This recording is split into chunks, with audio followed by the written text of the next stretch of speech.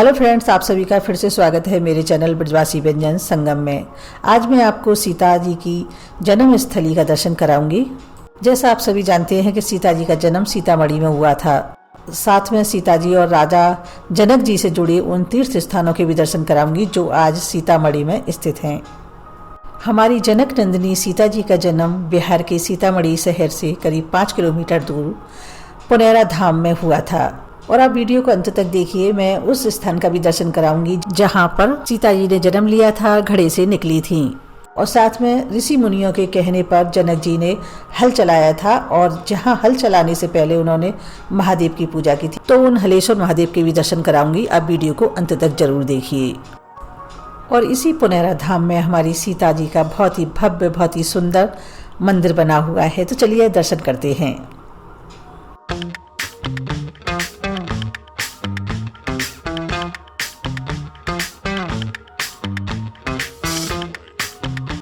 और देखिए, ये है वो पवित्र स्थान जहाँ पर सीता जी का प्राकट्य हुआ था और सीता जी ने यहाँ पर घड़े में से सीता जी बालक के रूप में या बच्ची के रूप में उत्पन्न हुई थी।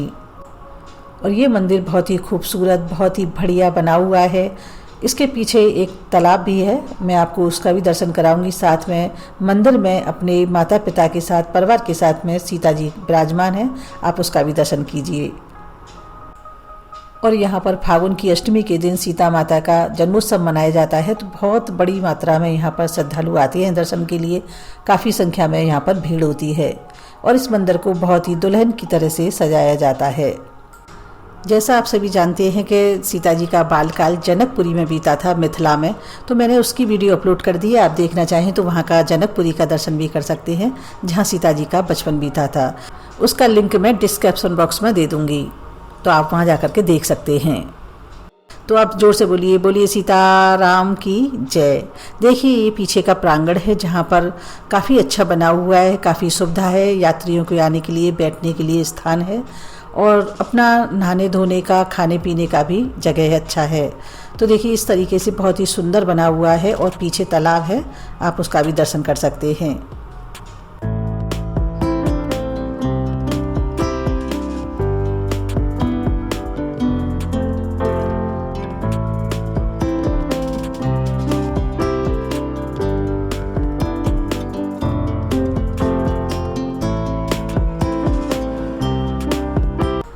ऐसा कहते हैं जिनको संतान नहीं होती है वो उस कुंड में स्नान करते हैं और अपने संतान की प्राप्ति की कामना करते हैं। तो देखिए, यहाँ पर कुछ डेमो बना हुआ है, आप देख सकते हैं। जैसे सीता जी प्रकट हुई थी उस समय बाल रूप का दर्शन है, उस समय का कुछ इस तरीके से उन्होंने बनाया हुआ है। आप दर्शन कर सकते हैं कि जनक जी हल चला रहे हैं और सभी देवी देवता खड़े होकर के वंदन कर रहे हैं, प्रार्थना कर रहे हैं। तो कुछ इस तरीके से त्रेता युग में जो हुआ होगा उस तरीके का कुछ चित्रण किया हुआ है।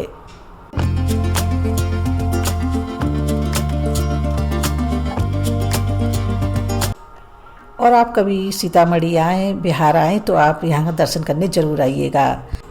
तो अब चलिए हम आपको एक और पवित्र स्थान के दर्शन कराते हैं।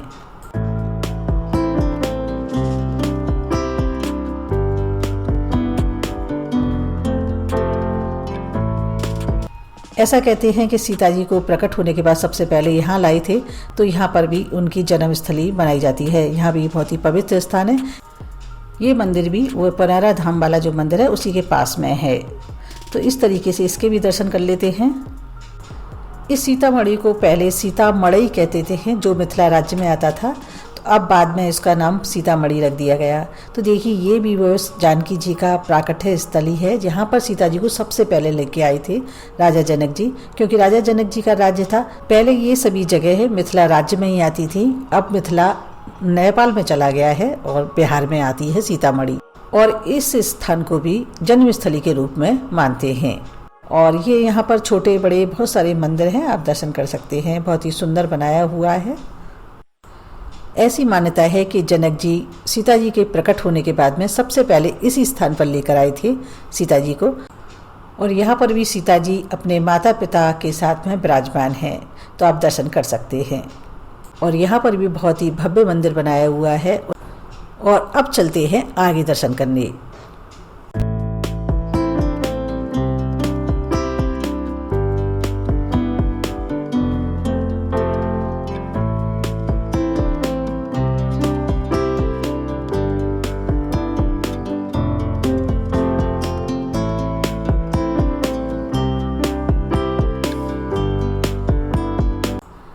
यहाँ पर भी सीता माता का मंदिर है, दर्शन है उनका भी बहुत ही सुंदर।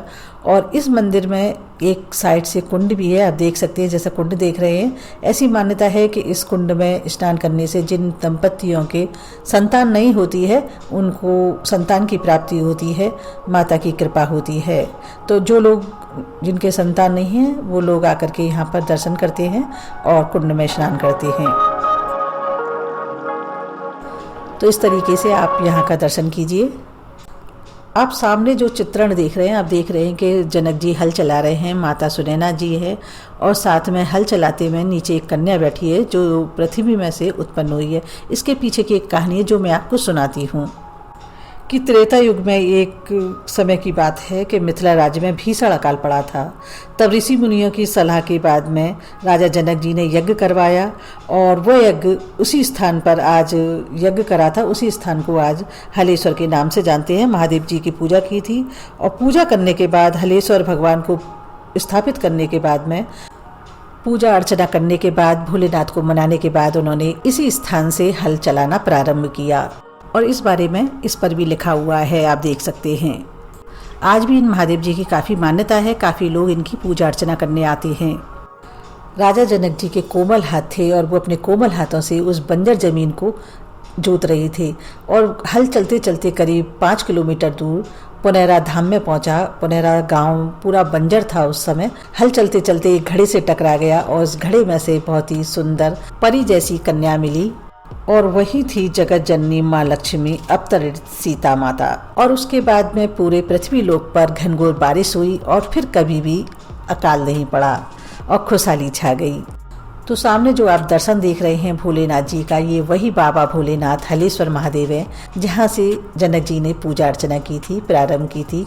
उसके बाद में पूजा अर्चना करने के बाद में ही हल चलाना प्रारंभ किया था। और इन्हीं महादेव की कृपा से उनके घर में लक्ष्मी पैदा हुई, लक्ष्मी रूपी सीता माता पैदा हुई और हमेशा के लिए खुशहाली छा गई मिथिला नगरी में।